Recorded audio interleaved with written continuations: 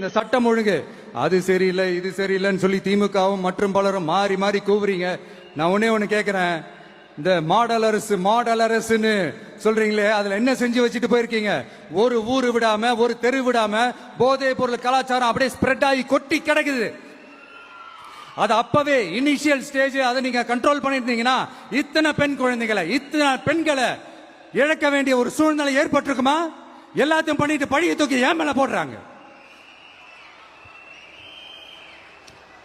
நீங்க என்ன பழி நம்ம மேல போட்டாலும் மக்கள் நிம்மதியா வாழக்கூடிய அந்த செயலை கண்டிப்பா இந்த விஜய் செஞ்சுதான் காட்டுவான். அதுக்காக தான் எஃபிஷியன்டான போலீஸ் ஆபீசர்ஸ் நான் அப்பாயிண்ட் பண்ணியிருக்கிறேன். எஃபிஷியன்டான அந்த போலீஸ் ஆபீசர்ஸ் டீம் நான் அப்பாயிண்ட் பண்ணியிருக்கிறேன். பெண்கள் பாதுகாப்பான அந்த சிங்கப்பெண் காவல் படை நெக்ஸ்ட் வீக் அதை இனாகரேட் பண்ண போறோம். தப்பு செஞ்சவங்களுக்கான தண்டனை, அதுக்கான சார்ஜ் ஷீட் எல்லாமே ரொம்ப ஃபாஸ்டா ரொம்ப ஸ்பீடா செய்யறதுக்கான அந்த வேலையை செய்ய சொல்லி இருக்கிறோம். கோர்ட்ல கூட தப்பு செஞ்சவங்களுக்கான அந்த கடுமையான தண்டனை வாங்கி கொடுக்கிறதுக்கான அந்த வேலையையும் ரொம்ப சீக்கிரமா செய்ய சொல்லி இருக்கிறோம்.